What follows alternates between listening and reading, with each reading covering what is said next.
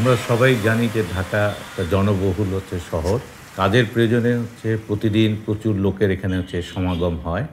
But Dhaka পরিকল্পিতভাবে গড়ে ওঠেনি, যার কারণে ঢাকা শহরে অনেক দুর্যোগ আমরা দেখতে পাই। সিস এশিয়ার সাথে যে প্রকল্পটা আমরা বাস্তবায়ন করছি, সেটা কমিউনিটিকে ইনভলভ করে কিভাবে দুর্যোগ ব্যবস্থাপনা করতে পারি। যে প্রশিক্ষণগুলি তাদেরকে দেওয়া হচ্ছে, সেই প্রশিক্ষণের মাধ্যমে তারা যেরকম নিজেদেরকে রক্ষা করতে পারবে, একই সাথে তারা তার ফ্যামিলির মেম্বারদেরকে রক্ষা করতে পারবে, কমিউনিটির মেম্বারদেরকে তারা রক্ষা করতে পারবে। ঠিক 12 মিনিট পরে, ম্যাক্সিমাম 12 মিনিট পরে এই জায়গাটা ক্লিয়ার করতে হবে। সিসিএস 2017-তে আমাদের যে যোগাযোগ হওয়ার পরিবর্তে ভূমিকম্পের উপরে তাদের আমাদের প্রশিক্ষণ দেয়। ভূমিকম্প হলে কিভাবে আমরা পরবর্তী ক্ষয়ক্ষতি কমানো যায় তার পরিপ্রেক্ষিতে তারা আমাদের ট্রেনিং দেয়। আল্লাহ না করুক ভূমিকম্প না হয়, যদি হয় তাহলে আমরা পরবর্তী কি করব সেই কাজগুলো আমরা করছি।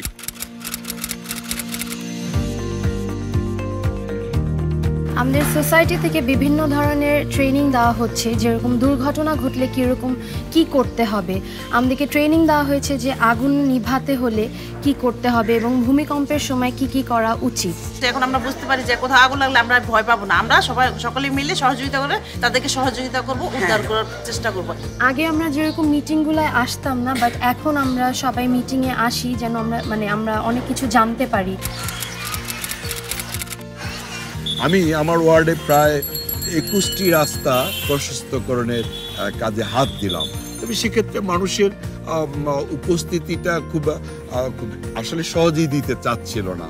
তো এক্ষেত্রে আমার একটা সুবিধা হলো যে দুর্যোগ ব্যবস্থাপনায় আজকে সিটস এশিয়া আমার পাশে এসে যখন দাঁড়ালো, ওরা আমাকে এসে যখন মানুষের ঘুমন্ত মানুষকে জাগিয়ে তুললো যে কখনো ভূমিকম্পে মানুষের ক্ষতি হতে পারে, তখন সেক্ষেত্রে কিভাবে ফায়ার সার্ভিসের গাড়িগুলি ঢুকবে, কিভাবে মানুষকে উদ্ধার করা হবে, এই বিষয়গুলো তখন আমাদের একটা ভাবনার জগতে আমাদেরকে নিয়ে আসে। তখন আমি যখন মানুষদের নিয়ে এটা কাজ করি, তখন এসে দেখা গেল যে উভয় পক্ষের একটা সাড়া পাওয়া যাচ্ছে। এর আগে রাস্তাটা এত সংকীর্ণ ছিল যে এখানে চলাচল করা খুব কঠিন হতো। তো আমরা বহু বছর আগের থেকে চেষ্টা করছিলাম এটা একটু সম্প্রসারণ করা যায় কিনা, কিন্তু মানুষকে বোঝানো খুবই কষ্টকর ছিল। মানন সাহেব যখন কাউন্সিলর হয়ে আসলেন, উনি নির্বাচিত হয়ে আসার পরে তো ওনার বিশেষভাবে একটা উদ্যোগ ছিল, ওনাকে মানুষজন বিশ্বাস করে যে উনি আমাদের ভালো কাজ করার চেষ্টা করেন, যার ফলে এখন রাস্তাটা আপনারা এখন দেখতেই পাচ্ছেন যে রাস্তাটা এখন মাশাআল্লাহ অনেক বড়। এখন আমার কাছে মনে হয় যে মানুষের এই যেটা অ্যাওয়ারনেস যেটা বলে সচেতনতা বৃদ্ধি পাচ্ছে, এবং আমরা আশা করি সিটস এশিয়ার যে এই কর্মকাণ্ড এটা হয়তো পথ দেখাবে আর কি। কমিউনিটি লেভেলে কাজ করলে আমাদের যেটা সুবিধা হয় যে আমরা যখন রিয়েল কোনো ইনসিডেন্টে আসি, তখন এই কমিউনিটি লেভেলটাই আমাদেরকে বিভিন্ন রিসোর্স সম্পর্কে ধারণা দিতে পারে, বিভিন্ন জায়গায় সহযোগিতা করতে পারে, আমাদের কাজকে গতিশীল করার ক্ষেত্রে তারা বিভিন্ন সময় বিভিন্ন রকম ভূমিকা পালন করতে পারে। এই জন্যই মূলত আমার কাছে এই প্রোগ্রাম বা এই সিটস এশিয়ার এই কার্যক্রমগুলো ভালো লাগে এবং আমি খুব আনন্দ সহকারেই এই প্রোগ্রামগুলোতে অংশগ্রহণ করি। সরকার, সিটি কর্পোরেশন এবং কাউন্সিলর, জনগণ এবং এনজিওগুলো সবের মধ্যে যেন একটা সেতু বন্ধন হয়ে গেছে। এখন মানুষও ভাবতে শিখছে যে এটা তারই কাজ, তারই প্রয়োজন। রাস্তা প্রশস্তকরণ এবং ভূমিকম্পের ঝুঁকি, এই ঝুঁকিতে নিজেকে প্রস্তুত রাখা, এটা যেন তারই কাজ। এই কাজটা আমরা করতে সক্ষম হয়েছি। সিটস এশিয়ার সাথে আমরা কাজ করার পরে আমরা টাউন ওয়াচিংয়ের একটা ব্যবস্থা গ্রহণ করি, যে কীভাবে আমাদের এলাকায় কী কী সমস্যা আছে এগুলো আমরা খুঁজে বের করব। সাথে সাথে আমরা দেখতে পাই যে আমাদের এলাকায় অনেক ছোট বড় অনেক হোটেল রেস্তোরাঁ আছে। তো সেই হোটেল রেস্তোরাঁগুলি যেহেতু আগুনের কাজ হয়, তো আগুনের কাজ হলে স্বভাবতই এখানে একটা ঝুঁকি রয়ে যায়। সেই ঝুঁকি যাতে না হয় তার জন্য আমরা সেই হোটেল রেস্তোরাঁগুলিতে আমরা অগ্নি নির্বাপন ব্যবস্থা করা যায় কিনা এ নিয়ে ওদেরকে বোঝানোর চেষ্টা করি এবং ওদের সাথে আলোচনা করি। প্রশিক্ষণ গ্রহণ করার পরে তারা উপলব্ধি করতে পেরেছে যে আমার এই দোকানে একটা ফায়ার এক্সটিংগুইশার মেশিন বা অগ্নি নির্বাপন যন্ত্র অবশ্যই রাখা উচিত। গত বছর মে মাসে আনুমানিক রাত 2টার দিকে আমি হুট করে আগুন আগুন করে চিৎকার শুনতে পাই, এবং চিৎকার শুনে আমি যখন বাসা থেকে বের হই আমি ফোন করি আমাদের সিকিউরিটি সুপারভাইজারকে। তো সুপারভাইজার আমাকে বলে যে রনি ভাই আমিন টাওয়ারের দিকে আগুনটা লেগেছে। আমি আমিন টাওয়ারে যখন আসার পরে দেখি যে আমিন টাওয়ারে কোনো ফায়ার এক্সটিংগুইশার নাই। তখন আমি বলি যে আপনি আমাদের অফিসে যে ফায়ার এক্সটিংগুইশারটা আছে সেটা নিয়ে আসেন। তখন সেটা নিয়ে আসলে আমি সেটা নিয়ে 9 তলার উপরে চলে যাই এবং দেখি যে একটা ঘরের মধ্যে ধাও ধাও করে আগুন চলছে। আমি আগুনটার উপরে যখন ফায়ার এক্সটিংগুইশার ব্যবহার শুরু করি তখন আগুনটা পেছাতে শুরু করি এবং এক পর্যায়ে আমি আগুনটা নেভাতে সক্ষম হই।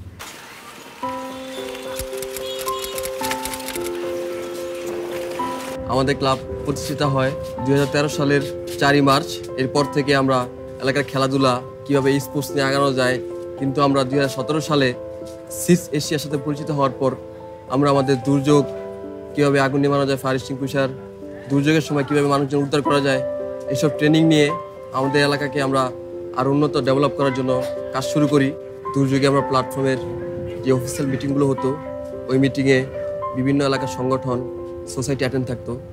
তাদের সংগঠন এবং সোসাইটির যে সব কাজগুলো হতো তারা ওই মিটিংয়ে বলতো, আমরা জানতাম, শিখতাম, যার থেকে আমাদের অনুপ্রাণিত হই। আমাদের এলাকার মুরব্বীদের নিয়ে আমরা চিন্তা করি আমাদের এলাকার সোসাইটি করার জন্য। আগে ওনাদের সোসাইটি ছিল না, ওনাদের ঋণদান সমিতি ছিল। প্রথমত রাজি না হওয়ার পরে আস্তে আস্তে আমাদের কার্যক্রম, সিস এশিয়ার কার্যক্রম দেখে ওনারা বুঝতে পারে সবাই মিলে আমরা কীভাবে সোসাইটির মধ্য দিয়ে আমাদের এলাকার যে কোনো দুর্যোগকে আমরা প্রতিহত করতে পারি। এজন্য আমরা মূলত কাজ করছি।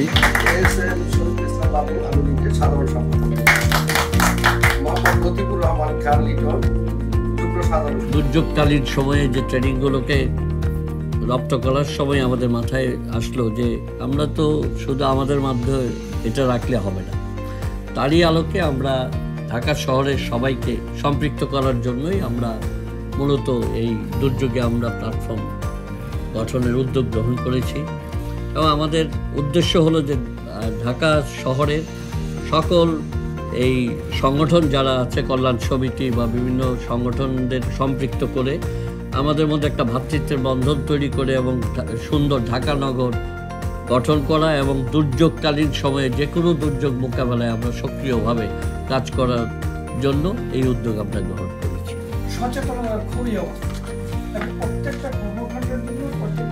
যেমন আমার এলাকায় হয়তো ডিজাস্টার হলো, আমিও নিজেও ক্ষতিগ্রস্ত হয়ে গেলাম। এখন আমাকে তো আর আমি উদ্ধার করতে পারছি না।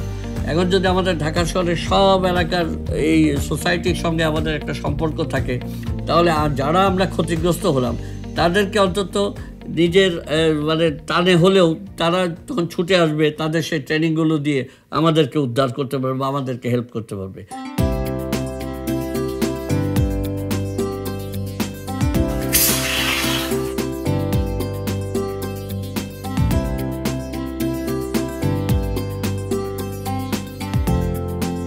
আমার নিজের জন্য আমার করতে হবে। আমার নিজের বেঁচে থাকার জন্য যদি আমি হসপিটালে যাই, আমার রোগের জন্য যদি আমি চিকিৎসা নিতে যাই, তাইলে আমার দুর্যোগে আমি করবো না কেন? যেমন দরজা জানলা ঘরের জন্য প্রয়োজন, ঠিক তেমনি এই ধরনের এই যে প্রিভেনশনের ব্যবস্থা নেওয়াটাও একদম এসেনশিয়াল। সকলে মিলে এক হয়ে আমরা যদি একটা বিপদ থেকে সকলকে উদ্ধার করতে পারি, তাহলে আমরা যদি সেটা করতে পারি একত্রিত হয়ে, তাহলে আর কোনো সমস্যা হবে। আমরা এককভাবে সিটি কর্পোরেশন বা সরকার বা কমিউনিটিকে আমরা দেখছি না, সবাই মিলে একটা রেজিলিয়েন্ট সোসাইটি আমরা গড়ে তুলতে চাই। বড় বড় ডিজাস্টারের জন্য যে প্রিপারেশন, এটা আমাদের সিস এশিয়া শিখিয়েছে যে এইভাবে একটা প্রিপারেশন থাকলে যে কোনো মুহূর্তে যে কোনো জিনিস ফেস করা যাবে। সিটি কর্পোরেশন তো আমাদের এখন ইন্টারাকশন যেটা বলেন সেটা খুবই ভালো যাচ্ছে আর কি। আমি মনে করি যে বহু বছরের মধ্যে এরকম ইন্টারাকশন আমরা পাইনি। আমরা তার ভূমিকম্প ঠেকাতে পারবো না, আমরা ভূমিকম্পে কিভাবে ক্ষয়ক্ষতি কমিয়ে আনা যাবে তার দিকে আমরা ধাবিত হব। আসুন ঢাকা মহানগরীকে দুর্যোগমুক্ত একটি এলাকায় পরিণত করি এবং উন্নত নগর গড়ে তুলি এবং আমরা সবাই মিলে ভালো থাকি, সুস্থ থাকি, সুন্দর জীবনযাপন করি।